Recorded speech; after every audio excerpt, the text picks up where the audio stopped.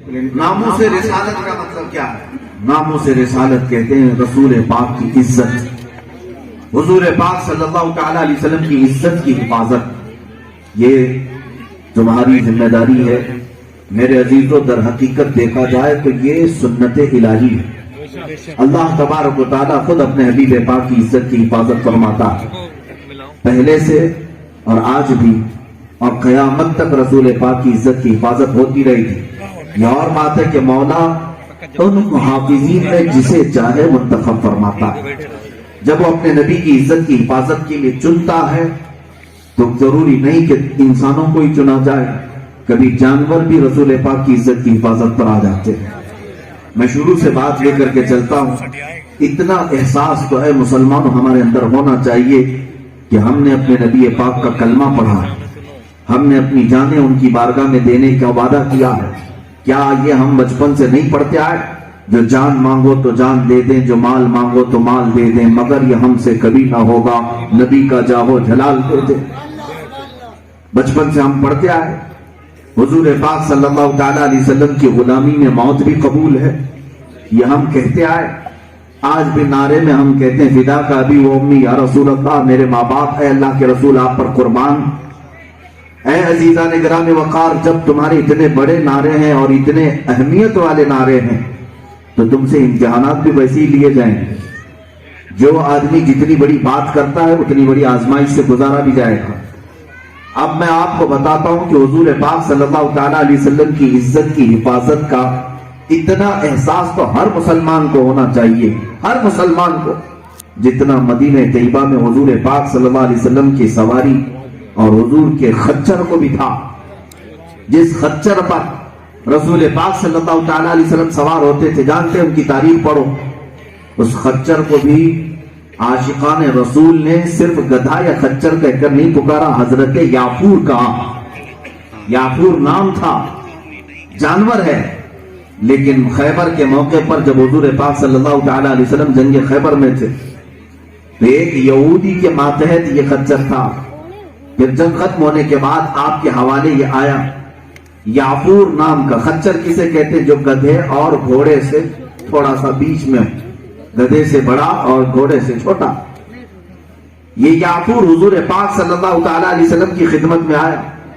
توجہ چاہتا ہوں مسلمانوں، حدیث پاک میں جب وہ قریب آیا تو حضور پاک صلی اللہ تعالیٰ علیہ وسلم سے کچھ اپنی زبان میں کہنے لگا، اور ظاہر سی بات ہے وہ جانوروں کی بولیاں بھی سمجھتے تھے، کیونکہ رسول رحمت للعالمین تھے، ہر ایک کی رحمت تھے تو ہر ایک کی بولی بھی جانتے تھے۔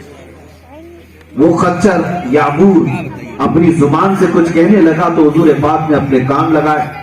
تھوڑی دیر کے بعد حضور پاک صلی اللہ علیہ وسلم مسکراتے ہیں۔ صحابہ نے پوچھا یا رسول اللہ اس یافور نے کیا کہا؟ سنیں مسلمانوں، حضور پاک صلی اللہ علیہ وسلم ارشاد فرماتے ہیں یافور نے مجھ سے یہ کہا، اے اللہ کے نبی، میں ان خچروں کی نسل میں ہوں، میں ان خچروں کی نسل میں ہوں جن پر پچھلے انبیاء اکرام سواری کیا کرتے تھے۔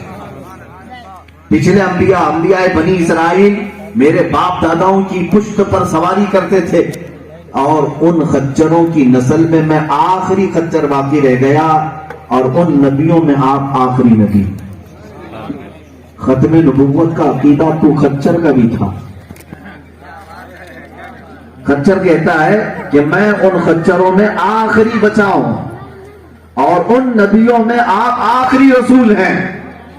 حضور پاک صلی اللہ تعالیٰ علیہ وسلم آپ مجھے قبول فرما لیں۔ صحابہ پوچھتے ہیں آپ نے مسکرایا کیوں اس کی بات پر؟ سنو، حضور پاک فرماتے ہیں اس لیے مسکرایا کہ اس یافور نے مجھ سے کہا کہ یہ جب سے یہودی کے قبضے میں تھا زندگی بھر کبھی اس یہودی کو اپنی پیٹھ پر بیٹھنے نہیں دیا، کبھی سوار ہونے نہیں دیا، اس کے خود کے مالک کو بیٹھنے نہیں دیتا تھا۔ جب بھی وہ بیٹھنے کی کوشش کرتا یہ خچر گرا دیتا، اسے گرا دیتا۔ حضور پاک صلی اللہ تعالیٰ علیہ وسلم نے اس سے پوچھا یافور تیرا مالک تھا، وہ تجھے خریدا ہوا تھا، تو کیوں گرا دیتا تھا؟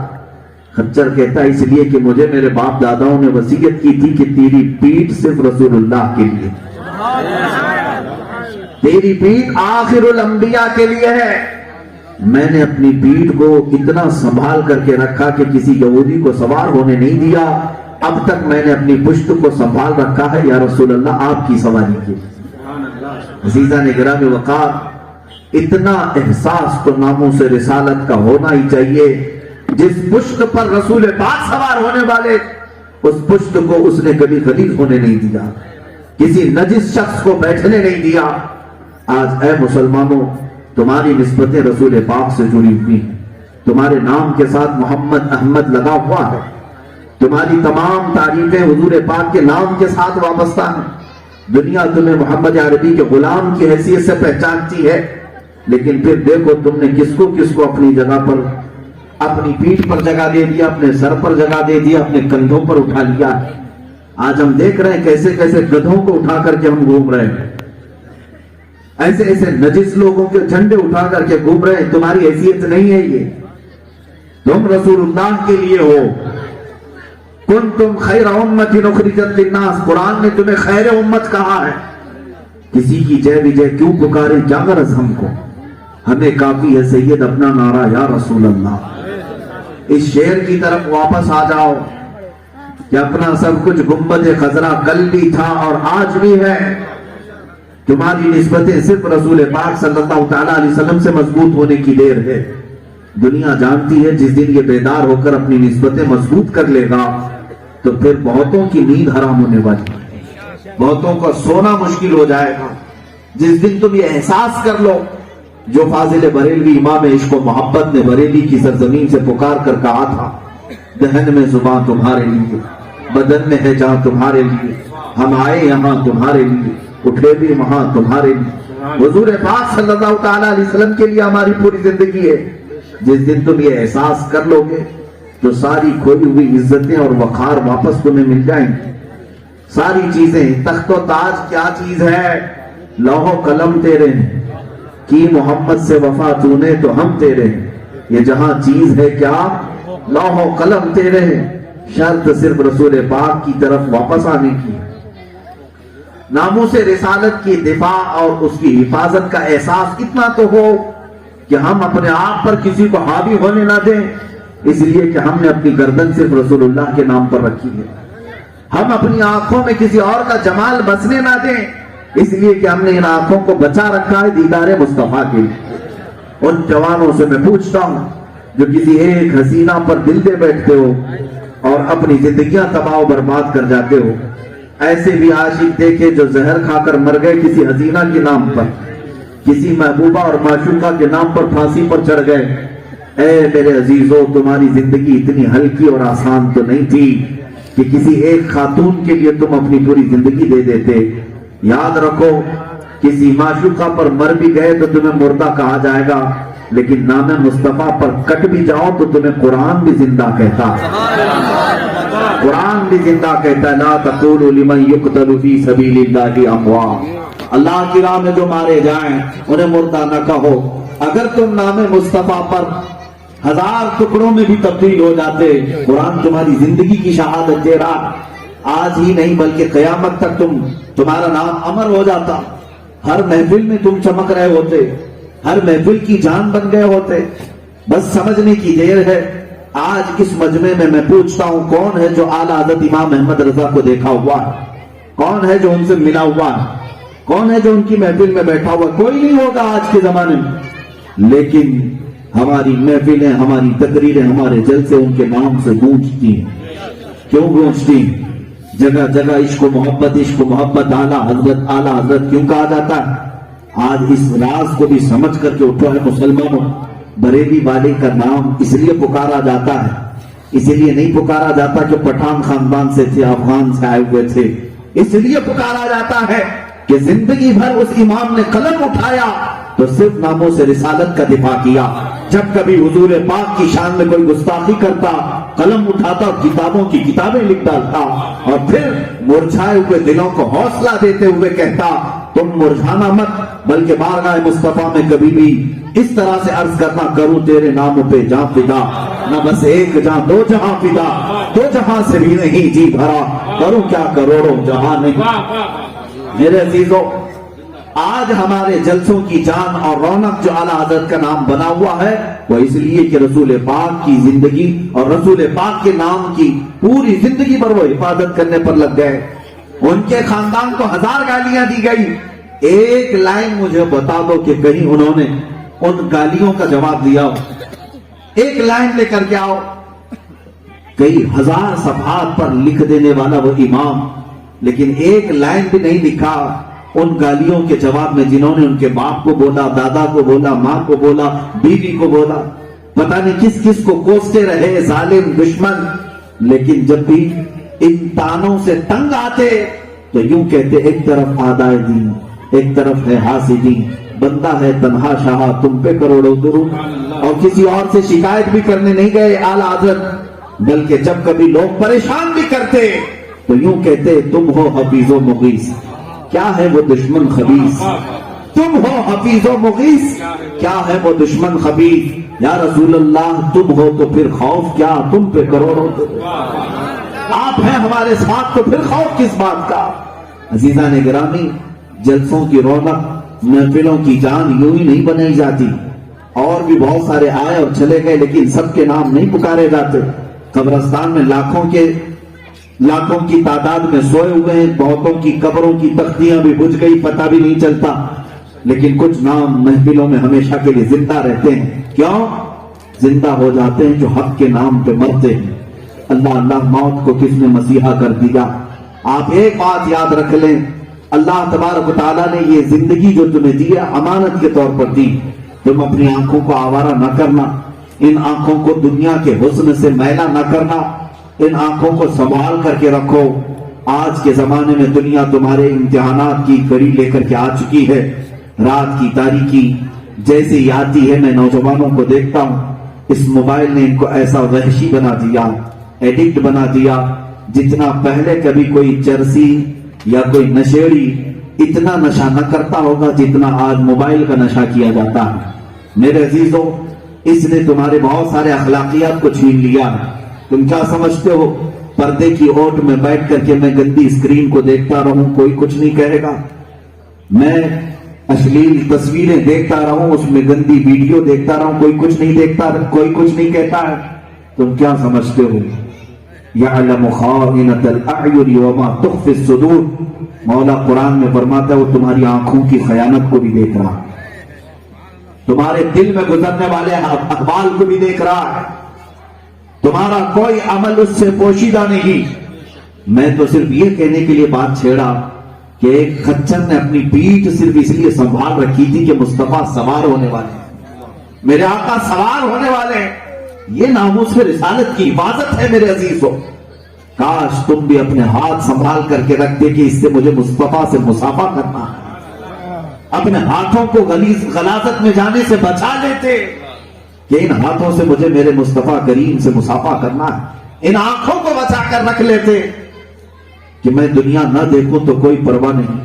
مفتی اعظم ہند کی طرح میں دنیا سے یہی کہتا ہوا جاتا، کچھ ایسا کر دے میرے کردگار آنکھوں میں، ہمیشہ نقش رہے روئے یار آنکھوں میں.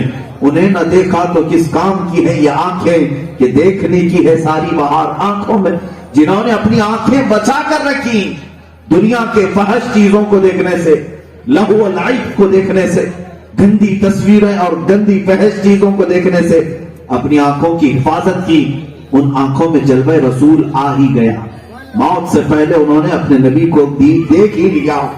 حضور پاک صلی اللہ تعالی علیہ وسلم کا دیدار کر کے دنیا سے گئے. اسی لیے تو شہزادہ اعلیٰ حضرت فاضل بریلوی کے فرماتے ہیں مفتی اعظم ہند کہ قبر میں بھی جب فرشتے سوال کرنے پر آئیں کہ حضور کے بارے میں اگر پوچھیں کہ قبر میں فرشتے جو پوچھیں کس کی امت ہو، فرشتے جو پوچھیں قبر میں کس کی امت ہو، ایک عاشق رسول کیا کہتا ہے جواب؟ لو دیکھ لو ہے تصویر یار آنکھوں میں، لو دیکھ لو تصویر یار ہے آنکھوں میں. یہ وہی کہہ سکتا ہے جس نے اپنی آنکھیں زندگی میں بچا رکھی تھی اور اپنے نبی پاک کے جمال کو دیکھنے کے لیے. یہ ناموس رسالت کی حفاظت. لوگ یہ سمجھتے ہیں کہ صرف میں گلی کوچے میں نکل کر کے نعرے لگاؤں گا تو عزت رسول کی حفاظت ہو جائے گی، احتجاج کر کے پروٹیسٹ کر کے میں پوری بھیڑ جمع کر لوں حفاظت ہو جائے گی. تم خود اپنی ذات سے حفاظت کرو حضور پاک کی عزت کی، اس لیے کہ دنیا تمہارے اعمال کو دیکھ کر کیچڑ ان کی ذات پر اچھال رہی ہے. تمہارے حرکتوں کو دیکھ کر اگر نبی پاک پر کوئی انگلی اٹھاتا ہے، اس سے بری زندگی اور کیا ہو سکتی ہے؟ میرے برے اعمال کی وجہ سے اگر کوئی میرے نبی کو گالی دینے لگ گیا تو اس سے بری زندگی میری اور کیا ہو سکتی ہے؟ اس لیے مسلمانوں تم اپنی ذمہ داری کا احساس کرو. تم صرف کسی باپ کے بیٹے ہونے کی حیثیت سے نہیں پہچانے جاتے، دنیا تمہیں محمد عربی کے غلام ہونے کی حیثیت سے پہچانتی ہے. یہ تمہارے جو چہرے ہیں، یہ جو تمہاری داڑیاں، تمہاری ٹوپیاں، تمہارا لباس صرف احمد کا بیٹا، عبداللہ کا بیٹا نہیں کہلاتی، محمد رسول اللہ کا غلام کہلاتی ہے. ظاہر سی بات ہے جب اتنی بڑی نسبت ہے تو اس عزت رسول کی حفاظت بھی تمہارے کندھوں پر ہے، تمہارے کندھوں پر ہے. آپ کیا سمجھتے ہیں مصطفیٰ کریم صلی اللہ تعالی علیہ وسلم کی عزت کی حفاظت کیسے کیسے کی گئی ہے؟ بزرگوں نے فرمایا رسول پاک صلی اللہ تعالی علیہ وسلم کا سایہ زمین پر نہیں پڑتا تھا. پتا ہے نا سب کو، اس بات پر سب کا اتفاق ہے، حضور پاک کا سایہ زمین پر نہیں آتا. میرے عزیزوں کیوں نہیں آتا؟ ہر ایک کا سایہ آتا ہے. انسان تھے رسول پاک صلی اللہ تعالی علیہ وسلم، سایہ کیوں نہیں آتا؟ محدثین اور بزرگان دین فرماتے اس لیے نہیں آتا کہ چہرے رسول کا عکس زمین پر آئے اور کسی اور کا قدم اس پہ نہ پڑنے پائے، کسی اور کا قدم اس پہ پڑنے نہ پائے. اللہ تبارک و تعالیٰ نے اس رسول پاک کی ذات کو ایسا محفوظ رکھا، زندگی پر کبھی میرے مصطفیٰ کے جسم پر مکھی نہیں بیٹھی، کبھی مچھر نہیں آیا. یہ حدیثوں میں موجود ہے. پوری زندگی پر رسول پاک صلی اللہ تعالی علیہ وسلم کے جسم پر میاں مکھی اور مچھر آنا کوئی معمولی، کوئی بڑی بات نہیں، ہر انسان کے پاس آتی ہے، یہ نارمل سی بات ہے. لیکن اللہ تبارک و تعالیٰ اپنے رسول پاک کے لیے یہ بھی گوارا نہیں کرتا کہ وہ مکھی جو کبھی غلاظت میں بھی چلی جائے، کبھی گٹر پہ بھی بیٹھ جائے، کبھی نالیوں پہ بھی بیٹھ جائے، اور ویسی مکھی کبھی رسول پاک کے جسم پر بیٹھے، مولا کو یہ بھی گوارا نہیں. مچھر کی بھی یہی کیفیت ہوتی ہے، کبھی وہ کچرے پر بیٹھتا ہے، کبھی غلاظت پہ بیٹھتا ہے. اللہ تبارک و تعالیٰ نے یہ بھی گوارا نہیں کیا کہ یہ دونوں جانور بھی حضور پاک کے جسم پر آئے. پوری زندگی مولا تعالیٰ نے ان چیزوں سے بچا رکھا. اور آپ جانتے ہیں سیدنا ابو بکر صدیق رضی اللہ تعالیٰ عنہ کیسے دفاع کرتے تھے ناموس رسالت کا، حضور کی عزت کا دفاع کیسے کرتے تھے. آپ دیکھیں مسجد نبوی شریف میں جب حضور نماز پڑھاتے تھے، آج بھی اللہ توفیق دے مدینے میں جانا، حضور کا وہ محراب آج بھی موجود ہے جس محراب میں کھڑے ہو کر حضور نماز پڑھاتے تھے. لیکن تبدیلی صرف اتنی ہوئی کہ حضرت ابو بکر صدیق نے حضور کی وفات کے بعد کیا کیا جانتے؟ حضور جہاں کھڑے ہو کر نماز پڑھاتے تھے یہاں قدم ہے، اور جب سجدے میں جاتے تو سجدے کی جگہ آگے ہوتی تھی. جہاں پر حضور پاک پیشانی رکھتے تھے، حضرت ابو بکر صدیق نے کیا کیا؟ وہ محراب کو شہید کر کے اور آگے لے لیا، اور آگے لے لیا، دیوار کو اور آگے لے لیا. اس لیے کیوں لیا؟ حضور پاک کی سجدہ گاہ کو انہوں نے دیوار کے اندر کر دیا، جہاں حضور پیشانی رکھتے تھے اس کو دیوار کے اندر لے لیا اور محراب کو اور پیچھے کر دیا. لوگوں نے پوچھا آپ نے حضور کے بعد یہ نیا کام کیوں کیا؟ صدیق اکبر کہتے ہیں مجھے یہ گوارا نہیں تھا کہ کوئی بھولے سے بھی اس جگہ قدم رکھ کر کے جائے جہاں رسول کی پیشانی نہیں. یہ ابو بکر صدیق رضی اللہ تعالیٰ عنہ فرماتے مجھے یہ گوارا نہیں تھا، اور میں نے محراب کو اتنا پیچھے لے لیا کہ اب دنیا میں قیامت تک آنے والا امام جو مسجد نبوی میں نماز پڑھائے گا سجدہ وہاں کرے گا جہاں رسول کے قدم لگتے تھے، سجدہ وہاں کرے گا جہاں حضور کے قدم ہوا کرتے. آج بھی وہیں سجدے ہوتے ہیں. عزیزان گرامی اوقات، حضرت ابو بکر صدیق رضی اللہ تعالیٰ عنہ اتنی حفاظت فرماتے کہ کوئی حضور سے ریلیٹڈ چیز کی بھی توہین نہ ہونے پائے. حضرت عمر فاروق کا حال یہ تھا کہ جب نئے لوگ مسجد نبوی میں آتے، حضرت عمر فاروق منبر پر بیٹھے یا مسجد میں بیٹھے، کوئی دور کونے سے چند لوگ بات چیت کر رہے تھے، ان کی آوازیں بلند ہوئی. حضرت عمر فاروق رضی اللہ تعالیٰ عنہ نے فرمایا کوڑا منگواؤ. کوڑا لایا گیا، اور اس کے بعد آپ نے کنکریوں سے مار کر کے کہا نئے آئے ہوئے لوگ ہیں، میں تنبیہ کرتا ہوں کہ تم میں سے کوئی بھی مسجد نبوی میں بلند آواز سے بات کرے گا تو میں کوڑے لگاؤں گا، اس لیے کہ یہاں روضہ رسول ہے. حضور پاک صلی اللہ تعالی علیہ وسلم آرام فرمائے جانتے یہ حفاظت تھی، یہ ناموس رسالت کی حفاظت ہے۔ اور اعلیٰ حضرت فاضل بریلوی رضی اللہ تعالیٰ عنہ نے چند اشعار میں ناموس رسالت کا مسئلہ سمجھایا ہے۔ صدیق بلکہ غار میں جان ان پہ دے چکے، صدیق بلکہ غار میں جان ان پہ دے چکے، حفظ جان تو جان فروز غرر کی ہے۔ مطلب کیا ہے؟ جب ہجرت کا موقع تھا، حضور پاک صلی اللہ تعالیٰ علیہ وسلم حضرت ابوبکر کو لے کر مدینے کی طرف روانہ تھے۔ غار ثور بیچ میں ایک پہاڑی کے اوپر ایک غار ہے جس میں 3 دن تک حضور پاک قیام فرماتے۔ واقعہ تفصیل سے نہیں سناؤں گا، آپ کو پتا ہے، اکثر لوگوں نے سنا ہوگا۔ حضور پاک صلی اللہ تعالیٰ علیہ وسلم جب غار ثور میں تھے اور کفار و مشرکین ڈھونڈتے ہوئے وہاں تک آئے تھے، حضرت ابوبکر نے اس غار کے اندر موجود سارے سوراخوں کو کپڑے پھاڑ کر بند کر دیا تھا کہ کوئی سانپ بچھو کوئی اندر داخل ہو کر حضور کو اذیت نہ پہنچائے۔ ایک سوراخ پر اپنی ایڑی رکھ لی تھی جس پہ بند کرنے کے لیے کپڑا نہیں تھا۔ روایات یہ بتاتی ہیں کہ ایک سانپ بڑے دنوں سے حضور پاک کے دیدار کا مشتاق تھا۔ وہ جب رسول پاک کی خوشبو پا کر غار کے قریب آیا تو غار کو انہوں نے ہر جگہ سے بند کر دیا تھا، ایک جگہ اپنے پاؤں کی ایڑی لگائی تھی۔ اس سانپ نے وہاں پر کاٹنا شروع کیا، سانپ کاٹ رہا ہے، وہ بھی بہت پرانا سانپ، لیکن حضرت ابوبکر صدیق پیر نہیں ہٹاتے۔ زہر چڑھتا ہوا رانوں تک آ گیا، پیر پیلا پڑ گیا، درد کی شدت۔ میرے عزیز، یہ کوئی پن چبونے والی بات نہیں کر رہا ہوں، سانپ کے کاٹنے کی بات کر رہا ہوں۔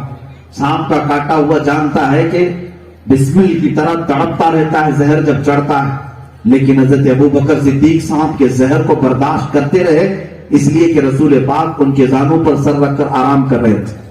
حضور پاک صلی اللہ تعالیٰ علیہ وسلم کی نیند پاک میں خلل نہ ہو۔ جب پھر خود میرے آقا صلی اللہ تعالیٰ علیہ وسلم بیدار ہو کر پوچھتے ہیں، مالک یا ابا بکر، اے ابو بکر کیا ہوا تمہیں؟ کیوں درد کی شدت سے تمہارا چہرہ متغیر ہے؟ کہتے لدغت الحیۃ یا رسول اللہ، اے اللہ کے رسول، سانپ کاٹ رہا، انہیں خبر تھی سانپ کاٹ رہا۔ رسول مختار صلی اللہ علیہ وسلم نے ارشاد فرمایا پیر ہٹاؤ۔ کہتے نہیں یا رسول اللہ، کہیں وہ آپ کو اذیت نہ دے، کہیں وہ آپ کو تکلیف نہ دے۔ مصطفیٰ کریم صلی اللہ تعالیٰ علیہ وسلم نے ارشاد فرمایا ابو بکر، وہ مجھے اذیت دینے نہیں میرے دیدار کے لیے آئے، تم پیر ہٹاؤ۔ پیر ہٹایا، سانپ اندر آیا، جتنی دیر حضور کی زیارت کرنی تھی کیا اور چلا گیا۔ اب حضور پاک صلی اللہ تعالیٰ علیہ وسلم نے کیا فرمایا؟ اپنا لعاب پاک نکال کر جہاں سانپ نے ڈسا تھا وہاں پر لگایا، زہر پورا ختم۔ حضرت ابو بکر صدیق فرماتے ہیں انہیں خبر بھی نہیں تھی اس پیر میں سانپ کاٹا تھا کہ اس پیر میں کاٹا تھا۔ صحیح ہو گئے۔ ایک واقعہ یہ ہے، اور مقام صحبہ میں حضرت علی رضی اللہ تعالیٰ عنہ کے ساتھ جو معاملہ پیش آیا، وہاں پر بھی حضور ان کے زانوں پر سر رکھ کر آرام فرما رہے تھے۔ حضرت علی کی عصر کی نماز ابھی نہیں ہوئی تھی، سورج ڈوب گیا، آپ رونے لگے۔ حضور پاک بیدار ہو کر پوچھتے تو انہوں نے یہی کہا کہ یا رسول اللہ نماز قضا ہو گئی۔ میرے عزیزوں، وہ صحابہ تھے ایک نماز کی قضا پر رو پڑتے تھے، یا برسوں کی قضائیں ہیں اشک تک نہیں آتے۔ حضرت علی کرم اللہ وجہہ الکریم نے جب یہ کہا، حضور پاک صلی اللہ تعالیٰ علیہ وسلم نے کیا فرمایا؟ حضرت علی نے کیوں یہ عصر کی نماز قضا کر لی؟ کیا انہیں حکم تھا نماز قضا کر دیں؟ نہیں، بلکہ صرف اس لیے کہ رسول پاک صلی اللہ علیہ وسلم آرام فرمائے۔ یہی تو ناموس رسالت کی حفاظت ہے کہ نیند کی بھی حفاظت کے لیے انہوں نے نماز چھوڑ دی، نیند کی حفاظت میرے آقا کی۔ لیکن ان صحابہ کو معلوم تھا پورے کائنات کا نظام ان کی سانسوں سے ہے، حضور پاک صلی اللہ تعالیٰ علیہ وسلم کے دم قدم سے ہے۔ اس کائنات رنگ و بو میں جو کچھ چل رہا ہے وہ حضور پاک صلی اللہ تعالیٰ علیہ وسلم کی برکت سے ہے۔ وہ جو نہ تھے تو کچھ نہ تھا، وہ جو نہ ہو تو کچھ نہ ہو، جان ہے وہ جہان کی اور جان ہے تو جہان ہے۔ پھر رسول پاک صلی اللہ علیہ وسلم بیدار ہو کر کیا فرماتے ہیں؟ تمہیں پتا ہے جو سورج ڈوب چکا تھا اسے اشارے سے واپس پلٹایا، عصر کے مقام پر سورج آیا، مولا علی کرم اللہ وجہہ الکریم نے نماز ادا کی اور سورج واپس پلٹ گیا۔ یہ دو واقعات ہوئے دو صحابہ کے ساتھ، ایک حضرت ابو بکر کے ساتھ اور ایک حضرت علی کے ساتھ، اور دونوں نے جو جو کیا ہے وہ سنیے۔ ایک نے اپنی جان نچھاور کر دی تھی اور ایک نے اپنی نماز نچھاور کر دی تھی۔ کس کے لیے؟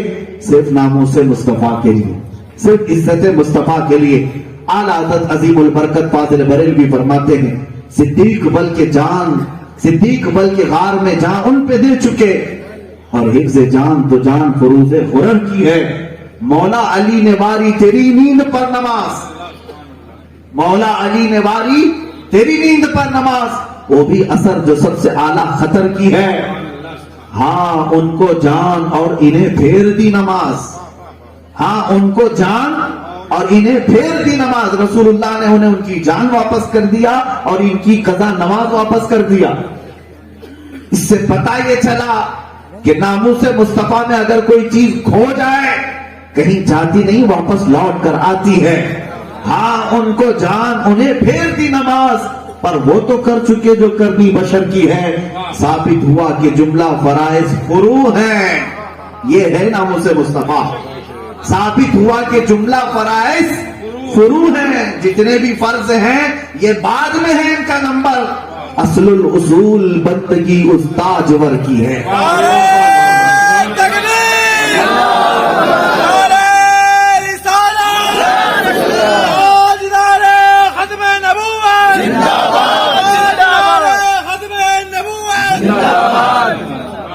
ثابت ہوا کہ جملہ فرائض فروع ہیں، اصل الاصول بندگی اس تاجور کی ہے۔ عزیزان گرامی وقار، یہ ہے ناموس مصطفیٰ۔ حضور کی عزت کی حفاظت کے لیے، ان کی نیند کی حفاظت کے لیے اگر مولا علی کرم اللہ وجہہ الکریم کی اثر قضا ہوئی تو دنیا آج تک جانتی ہے وہ اثر پھر سے واپس لوٹائی بھی گئی ہے۔ سورج پلٹ آ سکتا ہے۔ اے دیوانوں، ان واقعات سے اتنا سمجھ جاؤ، حضور کے نام پر اگر کوئی چیز تمہارے اوپر آتی ہے تو گھبرانے کی ضرورت نہیں۔ ہم اس مصطفیٰ کے نام پر اپنے زخم کھا رہے ہیں جن کو جان واپس لوٹانا بھی آتا ہے، سورج پلٹانا بھی آتا ہے۔ اللہ نے ان کو یہ قدرت عطا کی ہے، اشارے سے چاند چیر دیا، چھپے ہوئے خور کو پھیر دیا، گئے ہوئے دن کو عصر کیا، یہ تاب و تمام تمہارے لیے۔ حضور پاک صلی اللہ تعالیٰ علیہ وسلم کو مولا کریم نے یہ طاقت اور یہ قدرت عطا کی ہے۔ آپ دیکھیں ناموس مصطفیٰ پر اٹھائے ہوئی جو بھی مصیبتیں ہیں وہ رائے گاہ نہیں جاتی، وہ ضائع نہیں ہوتی۔ آج میں تمہارے دلوں سے یہ خوف نکالنے کے لیے آیا ہوں کہ اگر حضور پاک کی عزت کی بات آئے تو آئیں کائیں نہیں کرنا کہ حالات ایسے ہیں ویسے ہیں، میں دیکھ لوں گا، بعد میں تھوڑا اچھا ہو جائے سب آ جائیں گے۔ میرے عزیزوں، قیامت آ جائے گی، یہ حالات تمہارے لیے کبھی سازگار نہیں ہوں گے۔ تم ایمان والے ہو، دنیا ہمیشہ تمہیں انگاروں پر دیکھنا پسند کرتی ہے۔ تم رسول پاک کے دیوانے ہو، تمہارے لیے کبھی پھولوں کے سیج نہیں سجائے جائیں گے، تمہارے لیے ہمیشہ کانٹوں کے راستے بچھائے جائیں گے۔ اگر انہی کانٹوں پر چل سکتے ہو تو چلو، اس لیے کہ منزل بعد میں رسول اللہ کے پھولوں کی۔ منزل پہ جب پہنچو گے تو مصطفیٰ کریم کے پھولوں کی خوشبو تمہیں میسر آئے گی۔ اب سنو، جن لوگوں کو یہ تکلیف ہے یا ڈر ہے اور خوف ہے کہ ان حالات میں بھی آپ ایسے کہنے کی بات کر رہے ہیں، ہاں میرے عزیزوں، یہ حالات تو بڑے اچھے ہیں، یہاں ہزاروں کی تعداد میں علماء ہیں، ہزاروں کی تعداد میں فقہاء ہیں، حفاظ ہیں، قراء ہیں، حجاج ہیں، یہاں لاکھوں نے کروڑوں کی تعداد میں ہم مومنین مومنات ہیں، لیکن اس مکہ کی سرزمین پر اس بلال حبشی سے کوئی کیوں نہیں کہتا تھا بلال مکہ کے حالات بہت خراب ہیں، سارے تو کفار و مشرکین ہیں، تم ایک عہد کہہ کر کے کیا کر لو گے، تم اکیلے کیوں پکارتے ہو؟ لیکن اس بلال حبشی کو کوئی یہ نہیں کہہ سکا۔ اگر کوئی انہیں روکنے کی بھی بات کرتا تھا تو انہیں جواب حضرت بلال کیا دیتے تھے؟ سنو میرے عزیزوں، یہ چند دنوں کی اندھیریاں ہیں، اجالا میرا رب لائے گا، اجالا میرا رب لائے گا۔ ان مظالم کو دیکھ کر کے تم سہم مت جانا کہ یہ قتل عام کر کے ہمیں ڈرا لیں گے۔ میرے عزیزوں، اندھیرے آنے کے بعد اجالا بھی میرا مولا ہی لاتا ہے، رب تبارک و تعالیٰ ہی لاتا ہے۔ اسی لیے اکثر میں یہ چیز پڑھا کرتا تھا، کچھ دیر کی خاموشی ہے پھر شور آئے گا، آج تمہارا وقت ہے ہمارا دور آئے گا انشاءاللہ العزیز۔ یہ کوئی بعید بات نہیں۔ تلک الایام نداولها بین الناس، اللہ فرماتا ہے یہ دن ہے ہم پلٹتے رہتے ہیں لوگوں کے بیچ میں، کبھی ان کے پاس اقتدار ہے کبھی تمہارے پاس ہے، ہر ایک کا ادھر سے ادھر ہونا یہاں پر طے۔ حضرت بلال حبشی جنہوں نے حضور کی عزت کی خاطر زخم کھائے، کیسے زخم جانتے ہیں؟ تاریخ میں لکھا گیا ہے ان کے پیٹ کا جبہ اٹھا کر کے دیکھا جاتا تو ریڑھ کی ہڈی نظر آتی تھی، گوشت اتنا گل چکا تھا، ان کو انگاروں پر لٹایا جاتا تھا اور انگارے ان کی چربی سے ٹھنڈے ہوتے تو پھر دہکایا جاتا تھا، دن بھر اس پہ، اور کبھی گرم سل سینے پر رکھتے اور اوباش بدماش لڑکوں کے ہاتھ میں ان کے پیر میں رسی باندھ کر دیا جاتا کہ کھینچو انہیں مکہ کی گلیوں میں۔ میرے عزیزوں یہ مسلسل 11 سال تک چلتا رہا۔ یہاں پر یہ اذیتوں کا دور وہ برداشت کرتے رہے، یہاں 11 دن تکلیف اٹھانے کو کوئی تیار نہیں، وہ ناموس مصطفیٰ پر 11 سال مسلسل برداشت کرتے رہے، انگاروں پر بھی لیٹا اور گرم سل بھی اپنے سینے پر برداشت کیا، بھوکا اور پیاسا ان کو دھوپ میں لٹایا جاتا تھا۔ 3 سال شعب ابی طالب میں میرے مصطفیٰ صلی اللہ علیہ وسلم کا جب مکہ والوں نے بائیکاٹ کیا تھا، چمڑے کھانے کی نوبت آئی تھی، پتے کھانے کی نوبت آئی تھی، لیکن قدم ذرا برابر بھی نہیں ڈگمگایا، انہوں نے اسلام اور میرے آقا صلی اللہ علیہ وسلم کا جو کلمہ پڑھا تھا اسی پر قائم رہے۔ پھر وہ وقت بھی دنیا نے دیکھا، حضور ہجرت کر کے مدینے گئے، صرف 6 سال کے بعد جب میرے آقا صلی اللہ علیہ وسلم مکہ واپس لوٹتے ہیں تو 10,000 صحابہ کے ساتھ آتے ہیں اور بغیر کسی جنگ و جدال کے خانہ کعبہ فتح ہو چکا ہے، مکہ فتح ہو چکا ہے۔ حضور پاک صلی اللہ تعالیٰ علیہ وسلم حرم کعبہ میں جاتے ہیں، کعبے پاک کو صاف کرتے ہیں، پہلی اذان دی جانی تھی کعبے پہ، پہلی اذان دی جانی تھی حرم مکہ سے۔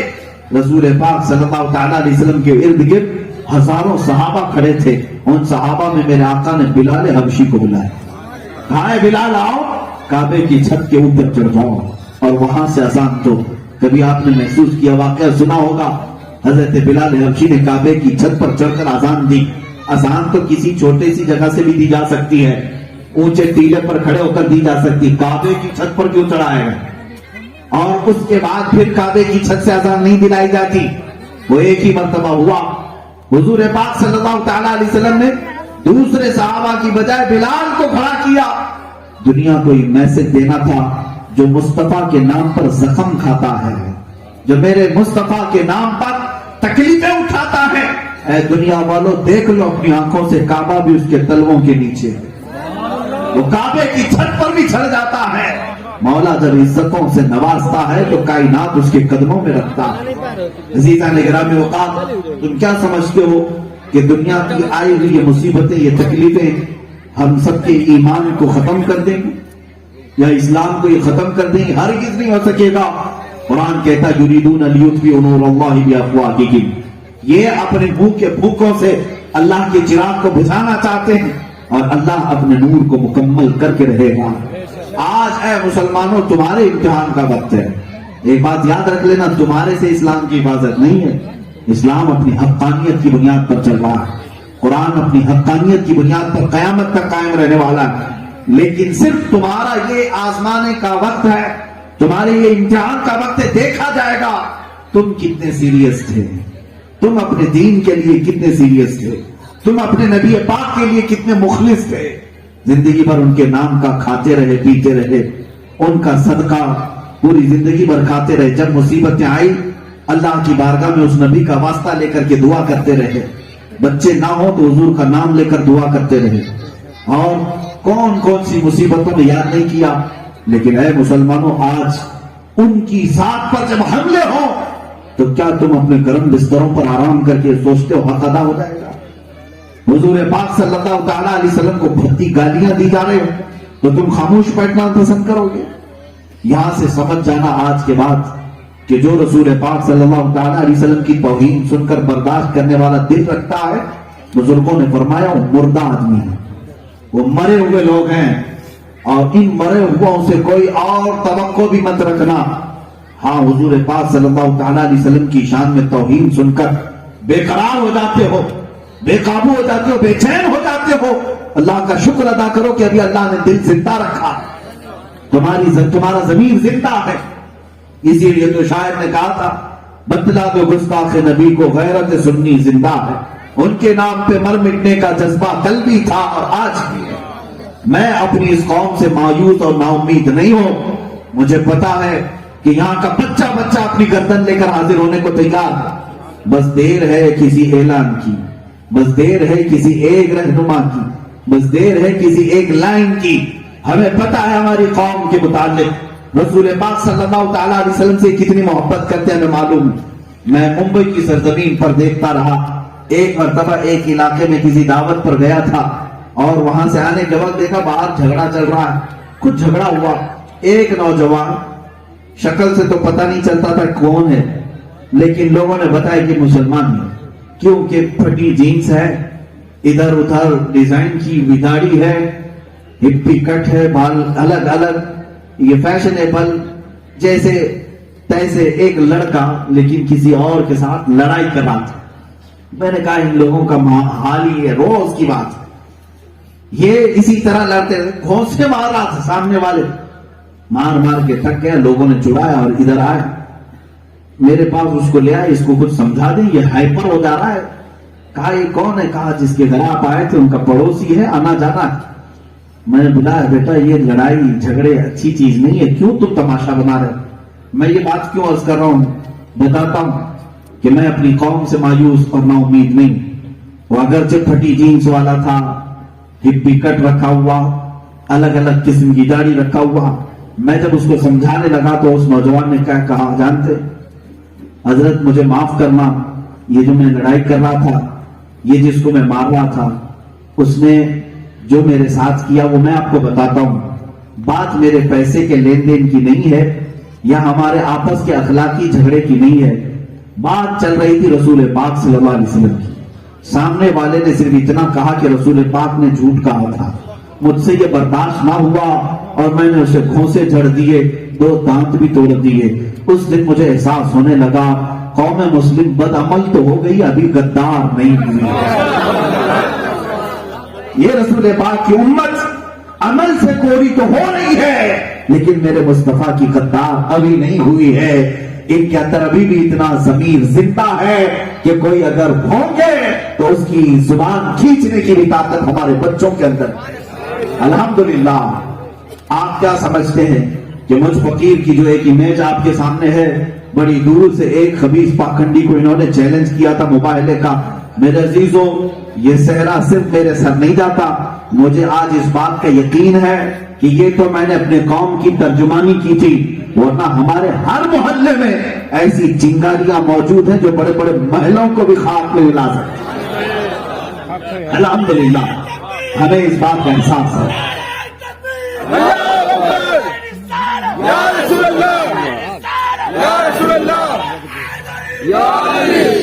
بس رسول پاک صلی اللہ تعالیٰ علیہ وسلم کے نام پر تم سیریس ہو جاؤ. اب تک بہت کچھ ہو گیا، ہم دوسرے معاملات پر آوازیں تو اٹھاتے رہے. میں صحابہ کرام کی بات کرتا ہوں. ایک خاتون مدینے کی جنگ احد کے موقع پر دوڑی ہوئی چلی جا رہی تھی. کسی نے ان سے کہا کہ تمہارے بھائی شہید ہو گئے. پھر کسی نے آ کر کہا کہ تمہارے شوہر شہید ہو گئے. پھر کسی نے آ کر کہا تمہارا بیٹا بھی شہید ہو گیا، باپ بھی شہید ہو گیا. وہ خاتون ایک عورت ہے مدینے کی، 4 لوگ گھر کے شہید ہو چکے جنگ احد میں. آنے والے تھوڑی تھوڑی دیر پر ایک ایک رشتہ دار کی شہادت کی خبر دے رہے. وہ خاتون کیا کہتی ہے جب چوتھے شہادت کی خبر دی گئی راستے میں؟ وہ چلا کر کہتی ہے آنے والوں، سب میرے گھر کے رشتہ داروں کی شہادت کی خبر دے رہے ہو، ذرا یہ تو بتاؤ رسول پاک سلامت ہے یا نہیں؟ اللہ کے نبی صلی اللہ تعالیٰ علیہ وسلم سلامت ہیں؟ آنے والے نے کہا ہاں بھائی جان وہ سلامت ہیں، حضور پاک صلی اللہ تعالیٰ علیہ وسلم سلامت ہیں. تو اب وہ خاتون کیا کہتی ہے؟ جس کا بھائی شہید ہے، جس کا بیٹا شہید ہے، جس کا باپ اور شوہر شہید ہے، وہ کہتی ہے اللہ تیرا شکر ہے، میرا جان سلامت ہے تو ساری کائنات سلامت ہے. اگر رسول پاک کی عزت سلامت ہے تو سمجھ جاؤ کہ ہماری پوری کائنات سلامت ہے. تم عزت کہاں ڈھونڈ رہے ہو؟ تم کس کے پیچھے جا کر کے سمجھتے ہو کہ ہمیں آسرا مل جائے گا؟ کہیں نہیں. دنیا تمہیں نچائے گی، فٹ بال کی طرح کھیلے گی تمہارے ساتھ. کوئی ادھر سے اٹھا کر ادھر پھینکے گا، ادھر والا اٹھا کر ادھر پھینکے گا. ایک ہی آسرا ہے تمہارا درد. اگر کسی کو تمہارے درد کا اگر کسی کو احساس تھا تو کل بھی رسول اللہ کو ہی تھا، آج بھی رسول پاک کو ہی. وہی رسول پاک تو ہے جو اپنا گھر چھوڑ کر جنگل میں چلے گئے تھے. قبر کی عذاب کی آیتیں جب آئیں اور جا کر سجدے میں رونے لگے، کس بات پر؟ اے اللہ میری امت بھولی بھالی ہے، بدعمل اگر ہو جائے تو اسے عذاب میں گرفتار نہ کر، میں اپنی امت کو عذاب میں دیکھنا گوارا نہیں کرتا۔ وہ رسول پاک 1400 سال پہلے ہمارے لیے آنسو بہا رہے تھے، ہمارے لیے آنسو بہا رہے تھے مدینے کی سرزمین پر۔ میرے عزیزوں، صحابہ کہتے ہیں جس وقت رسول پاک کو قبر میں رکھا گیا تھا، میرے آقا صلی اللہ علیہ وسلم کے لب ہل رہے تھے۔ حضرت عباس قبر میں اترے ہوئے تھے، وہ کہتے ہیں ہم نے کان لگا کر کے سنا کہ کیا الفاظ ادا ہو رہے ہیں۔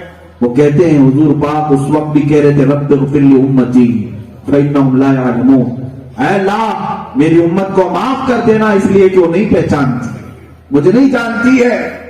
جو قبر پاک میں بھی جا کر کے ہم گنہگاروں کو یاد رکھے، جو نہ بھولا ہم غریبوں کو رضا، یاد اس کی اپنی عادت کیجئے۔ اے مسلمانوں، میں تمہیں یہ احساس دلانے آیا ہوں، تمہارے غموں کا اور تمہارے دردوں کا اگر کوئی آسرا ہے تو صرف مدینے کا گنبد خضرا کا مکین ہے، وہ رحمت عالم صلی اللہ تعالی علیہ وسلم ہے۔ ان کے دربار میں تم اپنے غموں کو سناؤ اور وہیں سے اپنی لو لگاؤ، پھر دیکھو تمہاری زندگیوں کے اندر ایک انقلاب آئے گا، ایک انقلاب آئے گا۔ جب تم رات میں تھک کر کے سو، کسی اور کو دیکھو نہ دیکھو، صحابہ سے پوچھو، حضرت ابو ہریرہ فرماتے ہیں 3 دن بھی اگر ہمارے ہاں کھانا پانی نہیں آتا، بھوک کی شدت، یہ صحابہ وہ ہیں جن کو اصحاب صفہ کہا جاتا ہے۔ 70 صحابہ ایسے تھے جو ایک چبوترے پر بیٹھ کر کے پوری زندگی گزارتے تھے حضور کی چوکھٹ کے باہر۔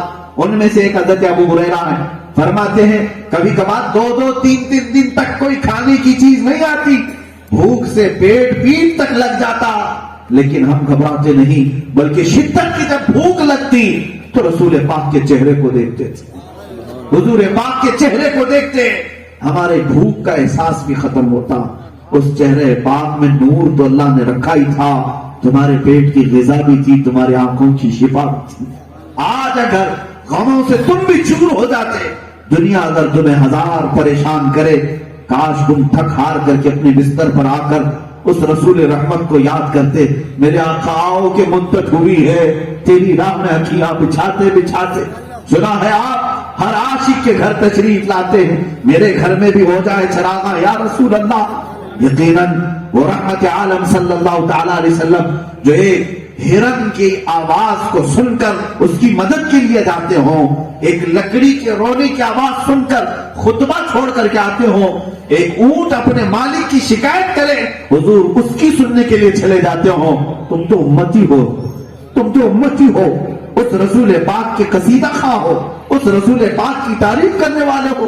کاش تم بھی اپنے غموں کی داستان کو اس رسول رحمت سے سناتے، یوں کہتے بد ہیں تو آپ کے، بھلے ہیں تو آپ کے، ٹکڑوں پہ یہی کے پلے ہیں، رخ کدھر کرے یا رسول اللہ، تجھ سے جو منہ چھپائیں تو کرے کس کے سامنے، تم سے جو منہ چھپائیں تو کرے کس کے سامنے، کیا اور کسی سے توقع نظر کی ہے؟ حضور پاک صلی اللہ تعالی علیہ وسلم کی بارگاہ سے جو چہرہ ہٹا، اسی کو اقبال کہتا ہے ان کے جو ہم غلام تھے خلق کے پیشوا رہے، ان سے پھرے جہاں پھرا پھر آئی کمی وقار۔ یہ جو ہماری عزتوں کی کمی ہے یہ صرف اس جگہ سے چہرہ ہٹانے کی۔ تمہیں پتا ہے ترکیوں کو خلافت عثمانیہ کا جو دور ہے 650 سال ایسا دور تھا وقت کے فرائض بھی کانپتے تھے ان کے نام سے۔ ایسے خلفاء جو گدڑیاں پہنے ہوئے گھومتے تھے، لیکن وقت کے فرانس کی طاقت، انگلینڈ کی طاقت، یورپ کی طاقت ان کے رعب و دبدبے سے کانپتی تھی۔ کیوں؟ جانتے ہو ان خلفاء میں کچھ ایسے عاشقان مصطفیٰ تھے جو حضور پاک صلی اللہ تعالی علیہ وسلم کے لیے ایک ہلکا لفظ بھی برداشت نہیں کرتے تھے، ایک ہلکا لفظ بھی برداشت نہیں۔ سلطان عبد الحمید کے متعلق میں نے پڑھا، مدینہ طیبہ سے لے کر استنبول تک کی انہوں نے ٹرین کی لائن بچھائی، ٹرین کی لائن بچھائی، اور جب ٹرائل چلنے لگا تو انجن کو مدینے سے لے کر استنبول تک چلانا تھا، تو اس وقت وہ کوئلے کا انجن چالو کیا ڈرائیور نے تو بھڑک بھڑک کی آواز شروع ہوئی۔ سلطان کو یہ بات پسند نہیں آئی، کوڑا نکالا اور انجن کو بھی مارا، کہا کہ تجھے خبر ہے تو شہر رسول میں ہے، رسول پاک صلی اللہ تعالی علیہ وسلم کے شہر میں اتنی بلند آواز، اس کے بعد انہوں نے اسے روک دیا. یہ ان کا لگاؤ تھا بارگاہ مصطفیٰ سے. تمہیں پتا ہے مسجد نبوی شریف کو جب انہوں نے ترکیوں نے بنائی تھی کس انداز سے بنایا تھا؟ 500 حافظ قرآن وہاں پر رکھے گئے تھے جو مسجد نبوی کی تعمیر کی. 500 حافظ قرآن، وہی معمار تھے، وہی الیکٹریشن تھے، وہی پلمبر تھے، وہی مستری تھے. ان کو سارے فنون سکھا کر کے مسجد کی تعمیر کے لیے لایا گیا. اور وہ تعمیر کرتے بھی تھے. اینٹ کو اگر رکھنا ہوتا تعمیر کے وقت، اگر 1 انچ بھی زیادہ ہو جاتی اینٹ تو وہاں نہیں کاٹتے پتھر کو، وہاں پر نہیں توڑتے، 12 کلومیٹر دور لے جا کر کے کاٹ کر پھر واپس لاتے تھے. اس شان سے انہوں نے تعمیر کی تھی. یہ واقعات میں اس لیے عرض کر رہا ہوں کہ مجھے آپ کو ابھی ترکی بھیجنے یا وہاں سے کسی کو لانے کا خیال نہیں ہے، صرف اس لیے ان کے جو ہم غلام تھے خلق کے پیشوا حضور کی عزت کرتے تھے تو رب تعالیٰ نے ان کی عزتوں کی حفاظت کی اور پوری کائنات میں ان کا رعب و دبدبا رکھا. آج بھی آپ اگر اس مسئلے کو سمجھ جائیں کہ رسول پاک صلی اللہ تعالیٰ علیہ وسلم کے لیے تو ہمیں سیریس ہونا چاہیے. میں اپنی ماں کے لیے گالی نہیں سن سکتا، میں اپنے باپ کے لیے برے کلمات نہیں سن سکتا، میں اپنے خاندان کو کوسنے نہیں دیتا، میں میرے بیٹے بیٹی یا بیوی کو ذرا ہاتھ لگانے نہیں دیتا. وہ رسول پاک ہیں جنہوں نے میرے لیے رو رو کر دعائیں کی. وہ رسول پاک ہیں جو کل قبر میں میرے آنے والے ہیں. وہ رسول پاک ہیں جو محشر میں میری شفاعت کرنے والے ہیں. اس رسول پاک کے لیے میں کیسے آج گندی گالیاں سن کر خاموش رہ سکتا؟ جب تمہیں یہ احساس آ جائے گا تمہاری زندگیوں میں ایک نیا انقلاب بھی آئے گا، انقلاب آئے گا. عزیزان گرامی اوقات، میری گفتگو کا خلاصہ یہی ہے، ناموس رسالت کی حفاظت اللہ تعالیٰ نے خود فرمائی قرآن پاک میں. جب ابو لہب نے حضور کو کہا تھا تبن لک یا محمد، اے محمد تمہارے ہاتھ ٹوٹ جائیں، خراب ہو جائیں، معاذ اللہ رب العالمین، مولا کو یہ بات گوارا نہیں ہوئی، پوری سورہ اتاری تبت یدا ابی لہب، اے رسول آپ کے نہیں ابو لہب کے ہاتھ ٹوٹ جائیں، برباد ہو جائیں. اور اللہ تعالیٰ نے ایسی سورہ اتاری کہ قیامت تک آنے والا ہر مسلمان پڑھے گا اور اس پر لعنت بھی کرے گا. گستاخ رسول کو جواب دینا یہ اللہ کی سنت ہے، رب ذوالجلال کی طرف سے سنت ہے.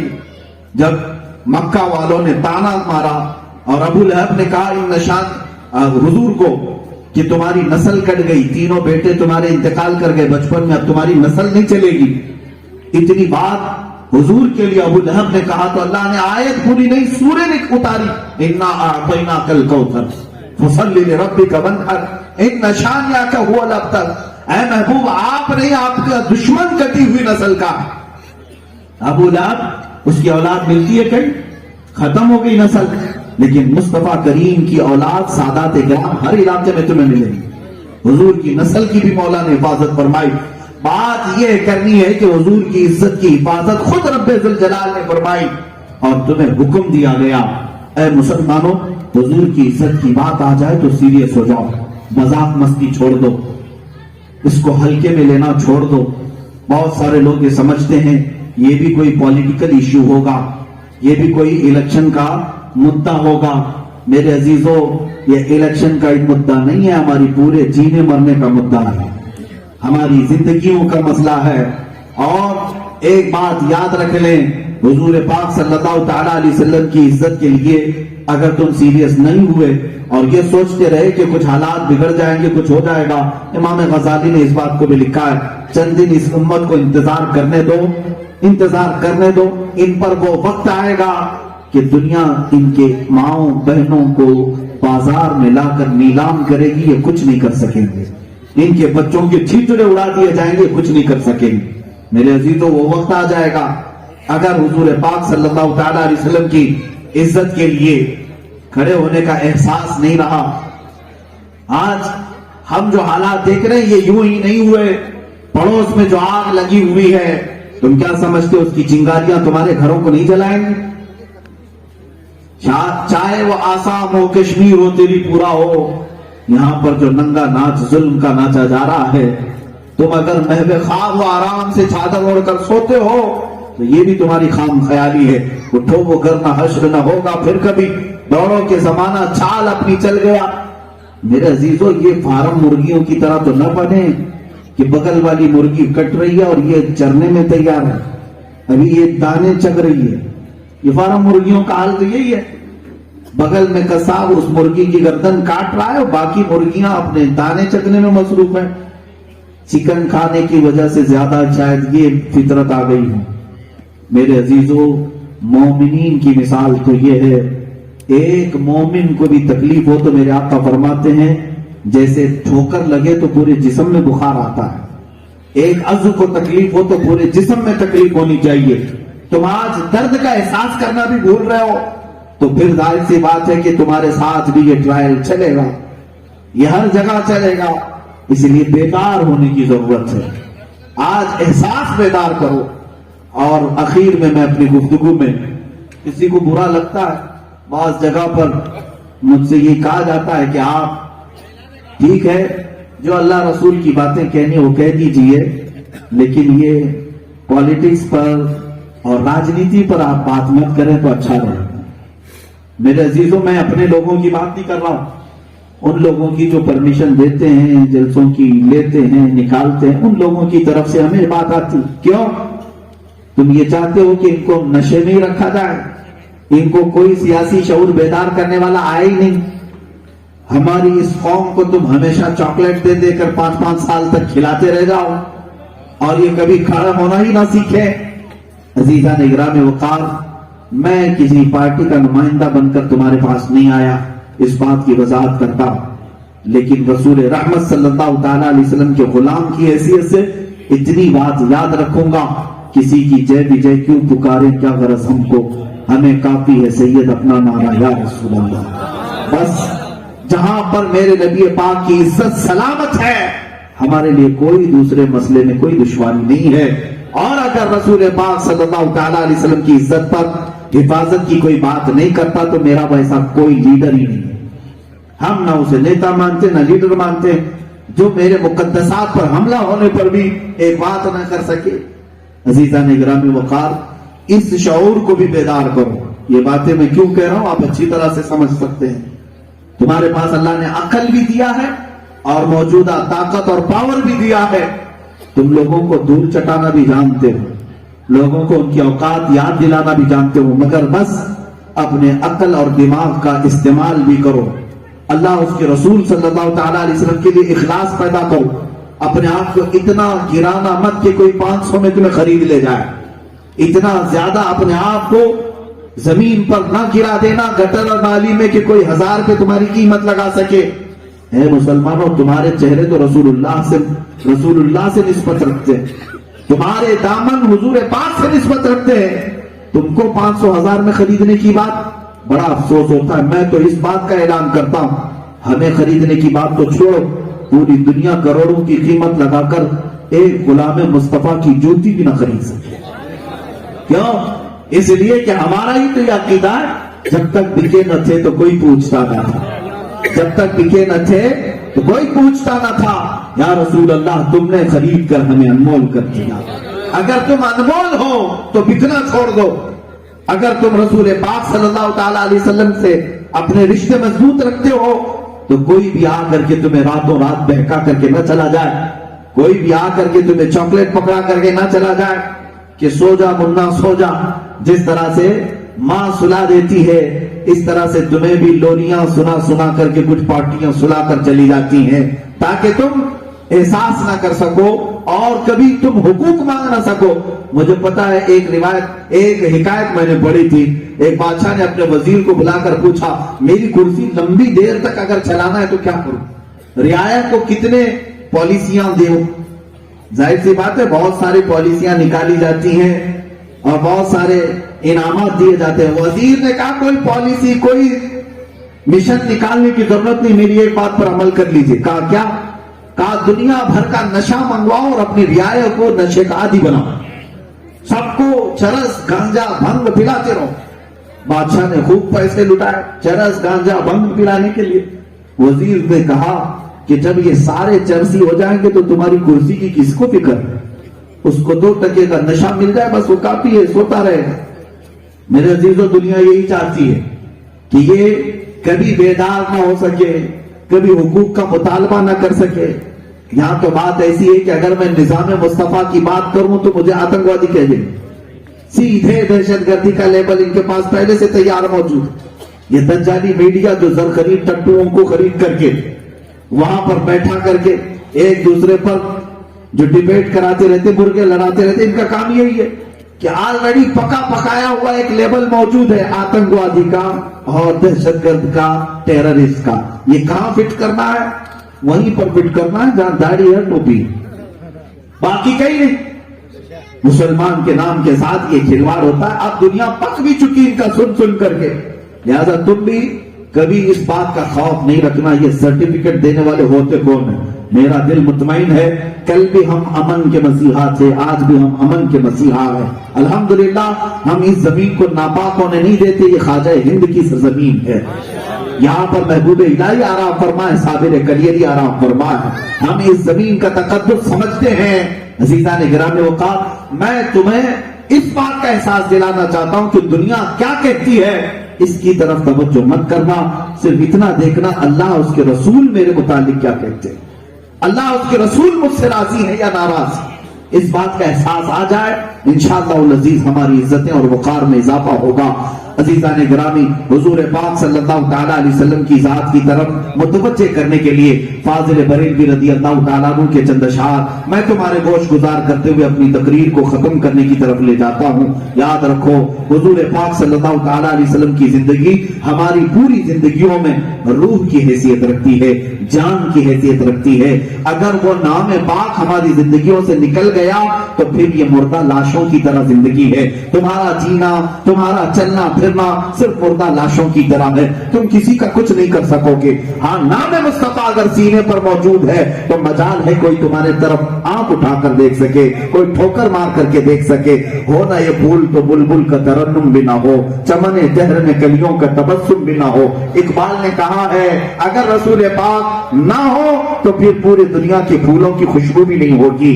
हो ना ये फूल तो बुलबुल का तरन्नुम भी ना हो, चमने जहर में कलियों का तबस्सुम भी ना हो ना ये साकी तो मैं भी ना हो, खुम भी ना हो, बस में तौहीद दुनिया में ना हो, तुम भी ना हो। और खेमा अफलाक का इस्तादा उसी नाम से है। ये आसमान जो देख रहे हो तुम, नील वो आसमान बगैर किसी पिल्लर के खड़ा है। कैसे खड़ा है? तुम खड़ा करके दिखाओ, 4x4 की छत लगा करके दिखाओ जिसका एक भी पिल्लर ना हो। इतना भारी भरकम पिल्लर के बगैर आसमान का छत ताना गया है, ये किसके नाम से खड़ा है?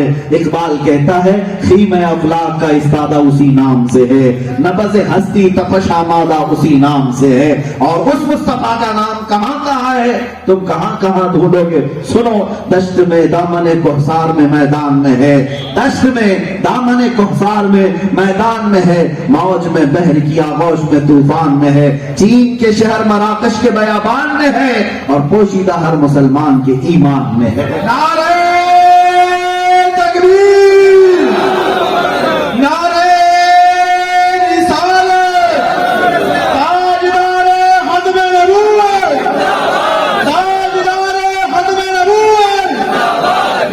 अज़ीज़ान गिरामी वक़ार, हुज़ूर पाक सल्लल्लाहु तआला अलैहि वसल्लम का ये एहसास लेकर के जाओ, उनके बगैर मेरी जिंदगी नहीं है। न यहाँ पर है, न कब्र में है, न हशर में है। उनसे दूर होंगे तो यहाँ पर भी जिल्लत है, कब्र में अज़ाब है, हशर में रुसवाई है। उनको छोड़ोगे तो फाज़िल बरेलवी फरमाते हैं खुदा खुदा का यही है डर, नहीं और कोई मफर मकर। जो वहां से हो यही आके हो, जो यहाँ नहीं तो वहां है।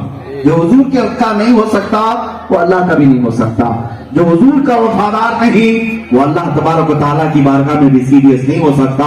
इसलिए मैंने अपनी गुफ्तगू को पूरा का पूरा हुजूर की जात पर किया है। ऐ मेरे अजीजों, इसलिए कि मुझे पता है हमारी कौम का इलाज क्या है, इसकी इनके मर्ज का इलाज क्या है। हमारी कमजोरी का इलाज एक ही है कि इनके सीनों में इश्क़ मुस्तफा की शमा रोशन की जाए। एक बार ये शमा भड़क गई तो फिर सारी बुराइयां इस शमा की रोशन में वैसी खत्म होनी। जब उजाला आता है तो अंधेरियां जाती, अंधेरा नहीं रहता। लाइट बंद करो तो अंधेरा आएगा। ये दिलों के अंदर से अगर इश्क़ रिसालत की शमा को बुझने दे दोगे तो बहुत सारी बुराइयां तुम्हारे अंदर आ जाएंगी। हाथ भी गुनाह कर रहा होगा, कान भी गुनाह कर रहे होंगे, आंख भी गुनाह कर रही है और पैर भी गुनाह कर रहे हैं। ये सारे अंधेरे गुनाह की क्यों आए? लाइट खत्म होने लग गई है। ये जो रसूल पाक की मोहब्बत की जो शमा जली हुई थी وہ جب بھی مدھم ہونے لگے یہ اندھیریاں آئیں گی. جس دن تم حضور پاک کی محبت کی یہ شمع کو تیز کر لو گے پھر دیکھنا تمہارے ہاتھ خود بخود صاف ہوں گے, تمہاری آنکھیں خود بخود پاک ہوں گی, تمہاری زبان خود بخود طاہر ہوگی, تمہارے قدم اور ہاتھ نہایت ہی عمدہ اور سلیقے سے چلنے لگیں گے. عزیزان گرامی اوقات, ساری چیزوں کا دار و مدار اس رسول پاک کے نام اور ان کی محبت سے ہے. اس شمع کو بجھنے نہ دینا. میں آپ سے بات یہ کرتا ہوں, 3 جوان ایسے تھے جن کو ایک بادشاہ نے قید کیا اور ان سے کہا کہ تم دھرم پریورتن کر لو. ہو رہا ہے نا آج بھی. اور وہ دین حضور پاک صلی اللہ تعالی علیہ وسلم کے دیوانے جوان تینوں سگے بھائی تھے. عیسائی بادشاہ نے کہا تم میرے مذہب میں آ جاؤ, میں اپنے دربار میں جگہ دے دوں. وہ تینوں نے منع کر دیا, ہم یہ نہیں کر سکتے. بادشاہ نے کیا کہا, میں تمہیں مار ڈالوں گا. کہا ٹھیک, لیکن مارنے کا بھی جو انداز اس نے اختیار کیا, ایک جلاد کو بلایا, ایک کڑھائی اور اس میں تیل ڈال کر کے کھولایا گیا اور کہا کہ اگر تم میرے دین پر نہیں آتے تو میں تمہیں اس کھولتے ہوئے تیل میں ڈال دوں گا. ان جوانوں نے کہا یہ بھی ہمیں منظور ہے, یہ بھی ہمیں منظور ہے. ٹس سے مس نہیں ہو. اس بادشاہ نے ان میں سے تینوں بھائیوں میں سے بڑے کو اٹھایا اور جلاد کے ہاتھ دیا کہ اسے اٹھا کر ڈال دیا. گرم پکتے ہوئے تیل میں اس شہزادے کو ڈال دیا. پورا جسم جل گیا اور ان کی روح نکل گئی. اس کے بعد دوسرے شہزادے کو اٹھایا اور اس کو بھی تیل میں ڈال دیا. کوئی ایک بھی ان میں سے اپنے دین سے ہٹنے کو تیار نہیں. تیسرا جو بچا تھا وہ 22 سال کا کڑیل جوان تھا. جو نوجوان مجھ سے سنتے ہیں تو یہ توجہ چاہتا ہوں. بہت سارے نوجوان یہ کہتے ہیں ابھی تو جوانی ہمیں کچھ کرنے دیا جائے. اے میرے عزیزو, یہ جوانی ہی تو ہے پوری زندگی کا مقصد. یہ اگر تم نے رسول پاک کی وفا کے لیے رکھا تو بڑھاپا تمہیں آ ہی نہیں سکتا. تم 80 سال میں بھی جوان ہی رہو, 90 سال کی عمر میں بھی جوان ہی رہو. اس 22 سالہ جوان کو بادشاہ کے ایک وزیر نے کہا بادشاہ سلامت اسے میرے حوالے کر دیں, میں اس کو چینج کر کے لاؤں. بادشاہ نے دے دیا. اس وزیر نے کیا کیا پتا ہے, اپنے گھر لے گیا, اپنی حسین و جمیل لڑکی اس کے اوپر لگا دی کہ یہ اس کو میں ایک کمرے میں رکھتا ہوں تو اپنی محبت میں اس کو اپنی طرف لے لے. اگر یہ دین بدل لیا تیری طرف آ گیا تو بادشاہ مجھے منہ مانگا انعام دے گا.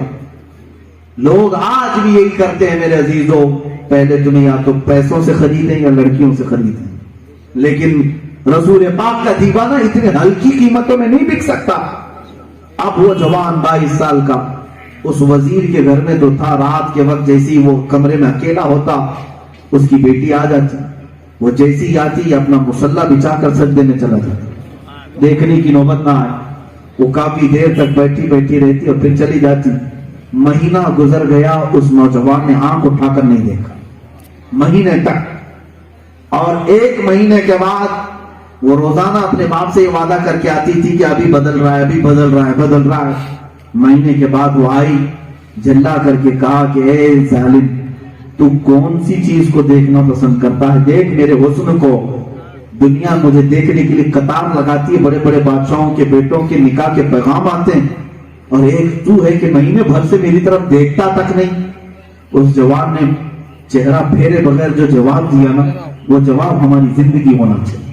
اس جوان نے کہا اے نوجوان لڑکی, تو واپس چلی جا, جو تو مقصد سے آئی ہو وہ کام پورا نہیں ہو سکتا, اس لیے کہ ان آنکھوں کو تو دھوکہ نہیں دے سکتی جن آنکھوں میں پہلے سے جمال مصطفیٰ بسا, جو اپنے حبیب پاک کا حسن دیکھا ہوا ہو اسے دنیا کا حسن خرید نہیں سکتا. تو واپس چلی جا.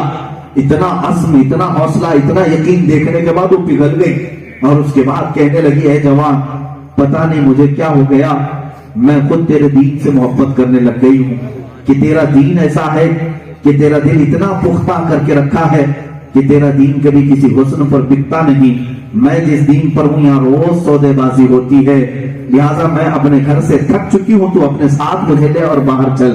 اس نوجوان کے پاس وہ مشربہ اسلام ہوئی, ایمان میں داخل ہوئی, اور اس نوجوان کو اس گھر سے لے کر راتوں رات نکل آئی کہ میں تجھے شہر سے باہر چھوڑاؤں گی, میرے باپ سے بچا کر, بادشاہ سے بچا کر.